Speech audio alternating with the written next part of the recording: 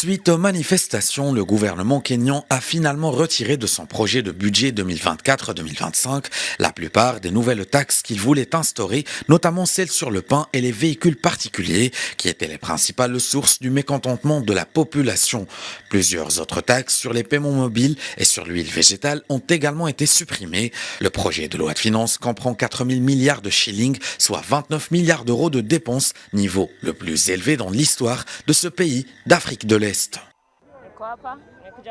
Je suis ici pour protester, pour rejeter le projet de loi de finances. Il est très oppressif.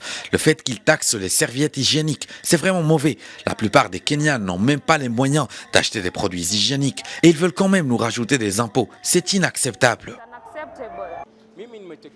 J'ai pris mon temps et je l'ai lu et je suis sûr qu'il y a plein de politiciens à la Chambre des représentants qui ne comprennent pas ce que dit le projet de loi de finances. Je veux juste dire que le pouvoir est avec nous, nous les jeunes. Nous prendrons le relais et nous vaincrons. Pouvoir au peuple.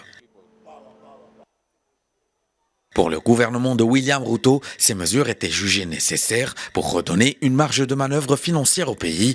Présenté jeudi 13 juin au Parlement où le président dispose de la majorité, le projet de loi de finances doit être voté avant le 30 juin. We have made proposals to the legislature. The legislature have interrogated those proposals. The public Nous avons fait des propositions au Parlement. Le Parlement a examiné ces propositions. Le peuple en a pris connaissance et il a fait connaître ses sentiments, ses idées et ses suggestions. Les représentants du peuple ont écouté ces doléances et ils ont ajusté les propositions de l'exécutif. The people's representatives have listened to the people through public participation. They have adjusted the proposals from the executive. Économie parmi les plus dynamiques d'Afrique de l'Est, le Kenya a enregistré en mai une inflation de 5,1% sur un an, avec une hausse des prix des produits alimentaires et des carburants, respectivement de 6,2% et 7,8% selon les données de la Banque centrale.